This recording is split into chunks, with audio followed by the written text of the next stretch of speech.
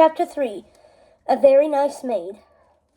August was still unsure what to say as they walked to the Monet home. "I know I prefer silence," whispered Martin behind August, "but not this kind." He hadn't expected a friendly reception, but it was like a layer of ice had grown between them. August nodded. He took Ella in again, gaze drawn to her collar, vines of pink roses twined around it, embroidered with ribbons instead of thread. He knew it was Ella's work from the attention to detail. She had even added extra pistol stitches for the thorns. He couldn't believe he remembered what those were called. How tricky memory was, and how daunting that they had to figure out how memories in Fresnes were going missing. "Do you know Madame Monet well?" August asked Ella, lengthening his stride to catch up with her. "Fairly well. She teaches all the music lessons in town, though her son took over when she lost her memories." Ella wasn't as impassive as before, but she didn't smile when she looked at him. "She's just up here." "What instrument are you studying?" asked August. She had always been a lovely singer. "Piano? Harp?" Ella didn't seem to hear him and pointed to a small building in the middle of the street, speeding up to knock on the door. It opened before she could. "Ah, I thought you would be by soon." Madame Monet was a small woman with large brown eyes, rich brown skin, and a handful of white strands in her curly black hair. She smiled at Ella and peered around her. "Forgive me, Ella. I didn't realize you were bringing me company." "These are August and Martin, the two sent by the royal court to figure out why you lost your memories of Monsieur Monet," said Ella, gesturing at them each in turn. "Do you have time to talk to them?" Come in, said Madame Monet. "Mind any dirt, sirs. It's bad for the instruments." "Thank you, Madame," August said, tapping his boots together in the doorway. "We'll try not to take up too much of your time." "If you can help us, then you can take all my time and then some," she said and huffed. "My sons insisted I rest despite my remembering perfectly well that I hate being idle." "It's sweet," said August. "That it is," Ella said, "and it is also my cue to leave." Madame Monet scoffed. "I haven't even given you the sheets yet, dear. Come, sit. I'm nearly done organizing for tomorrow's lessons." "Music sheets?" Martin asked. "Oh, yes," said Madame Monet, nodding. "I usually plan all my lessons and send the music sheets ahead of time so that my students have plenty of time to practice, but I've been a bit distracted of late. I don't want Lady Tremaine to take it out on you, though, so let me grab the girls' music." "The girls' music?" August asked. He wasn't oblivious. Ella had avoided answering his question about which instrument she played, so maybe Madame Monet would be more forthcoming. "Drizella and Anastasia Tremaine," said Madame Monet.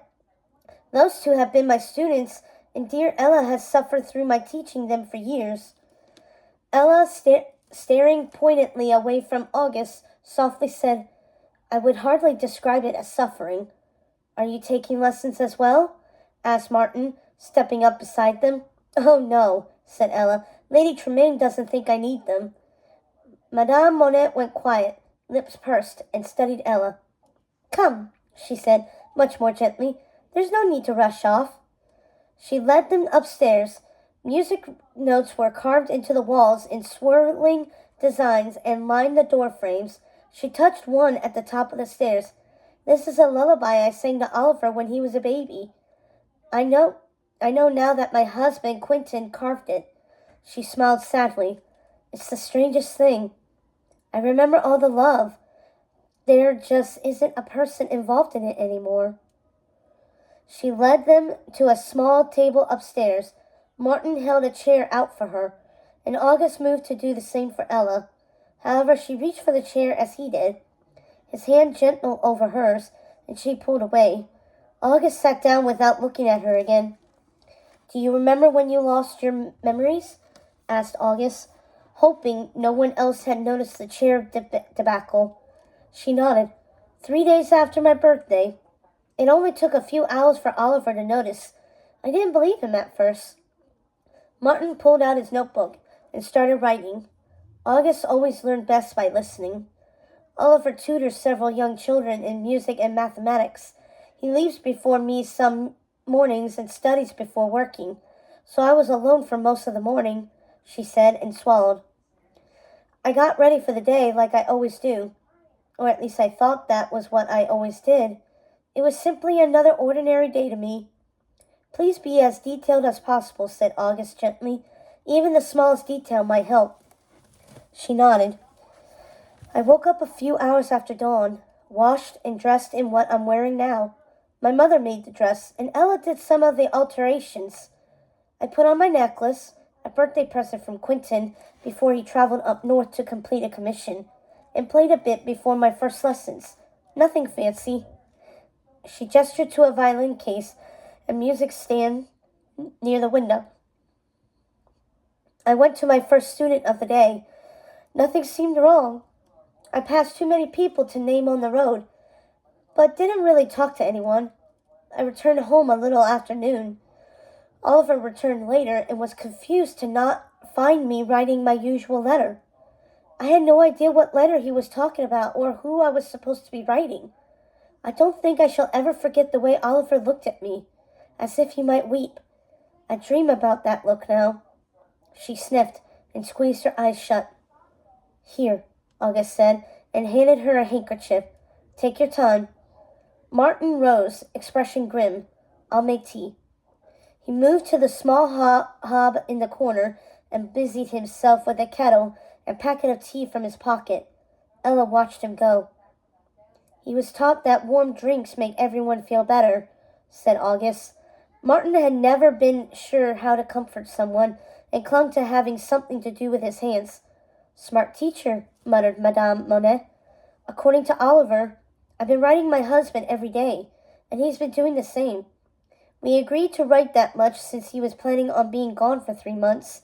He's traveling home now, though it will take him a few more weeks. I have no memories of being married. People mention Quentin, and it draws up nothing in my mind. It's like he never existed.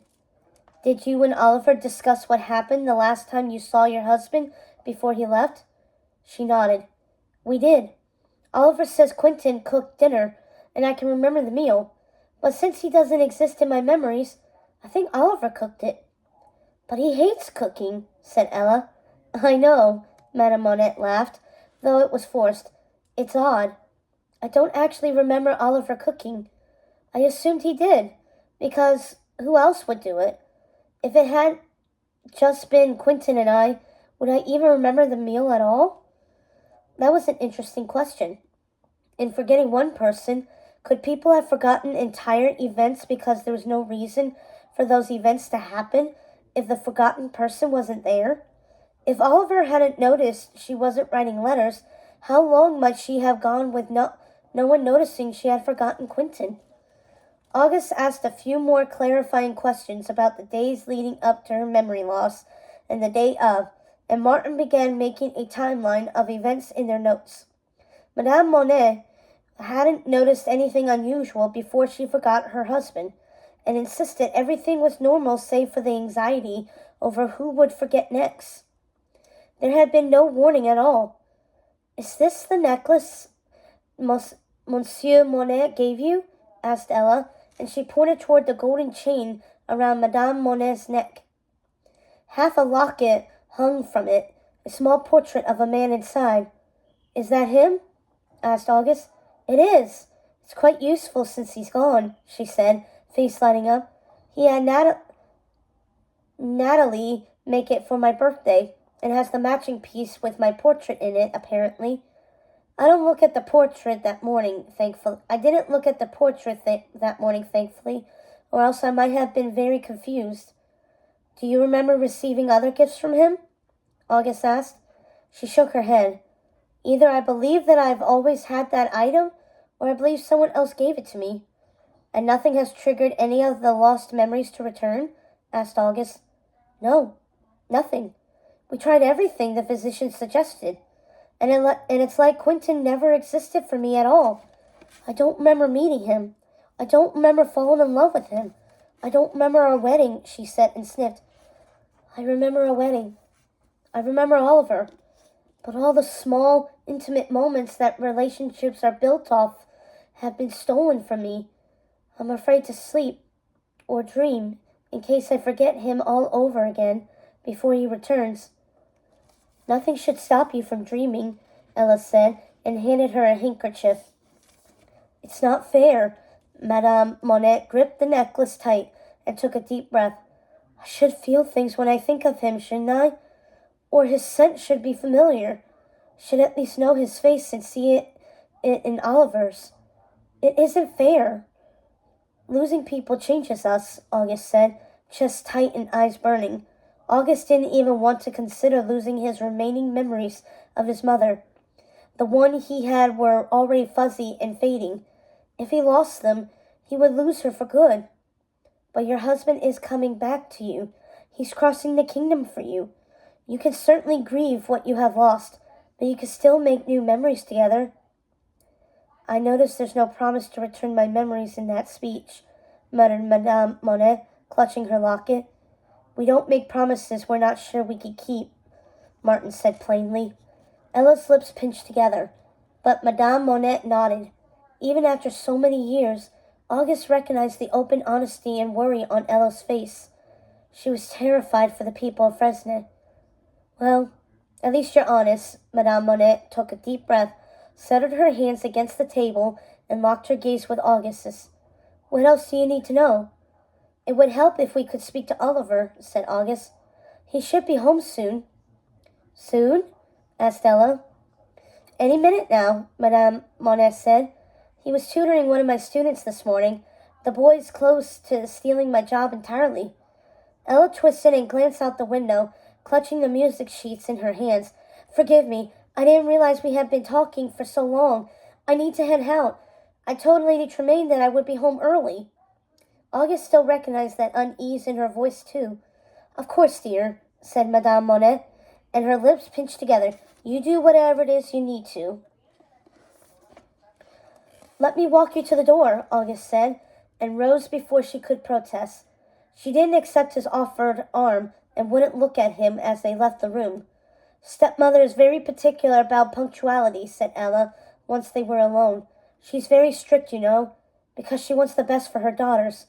Ella, it's fine, he said, caught off guard by her frantic reasoning, as if she feared he would challenge her for having her own things to do. She nervously stepped from one foot to the other, like a bird about to take flight. He feared if he didn't say the right thing in this moment, she just might. You were doing as a favor. You don't need to explain yourself. Thank you. She stopped and slowly reached out as if she might touch his arm, but she hesitated a hair's breadth from him. I'll be honest and say that I really don't know how I'm feeling about you returning. It's a shock to see you again without warning. I would have written a letter, but I didn't want another angry missive from Lady Tremaine. He shrugged, hoping it wasn't too soon to joke about the death of their friendship. If they were ever going to get past it, they had to address it. Humor seemed like the easiest route. She inhaled sharply. I didn't realize she wrote to you. Only once. I don't remember the details, he said. Honestly, I only decided I would be coming the morning before we left. I think I would have arrived before a letter. Anyway, I'm here now, so if you want me to avoid you, I can. He didn't want to, but maybe no friendship would be better than this situation they were in.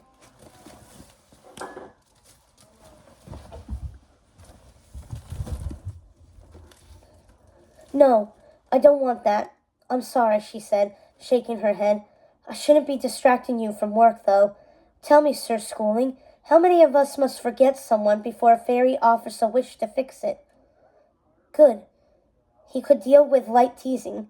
That was a step forward. I wish I knew, he muttered. The king is writing to the fairies to see if they can help. That will make people feel a lot better, she said. I should probably leave. Ella, he said softly, can we see each other again while I'm here?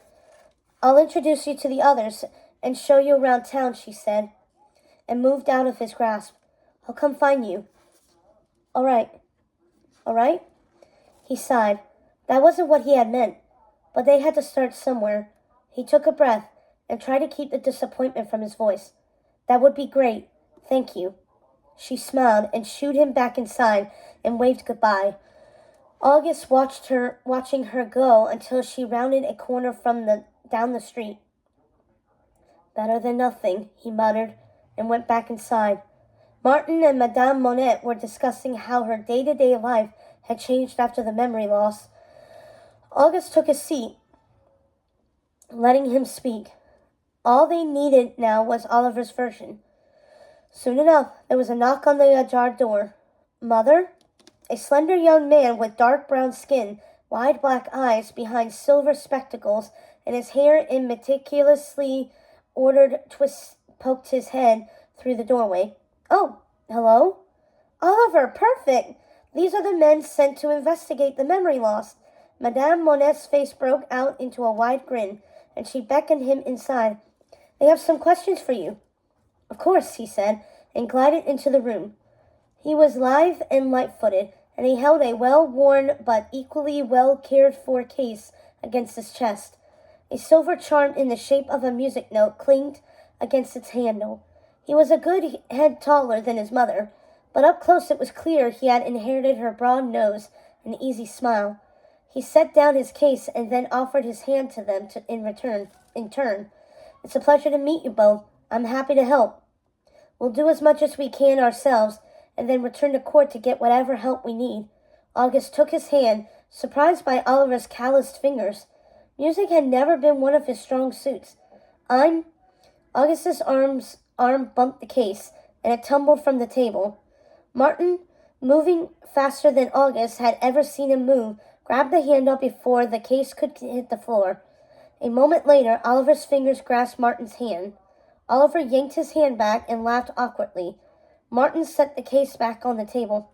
Sorry about that, said August, and he gestured to Martin, eyeing the ruddy spots of color on Martin's cheeks. That was interesting. Allow me to introduce the Honorable Martin Tremblay. Thank you, said Oliver, bowing his head slightly to Martin. It's a pleasure. Martin nodded back in stony, suspicious silence. August grinned. At least one of them would be kindling a friendship in Fresno this week.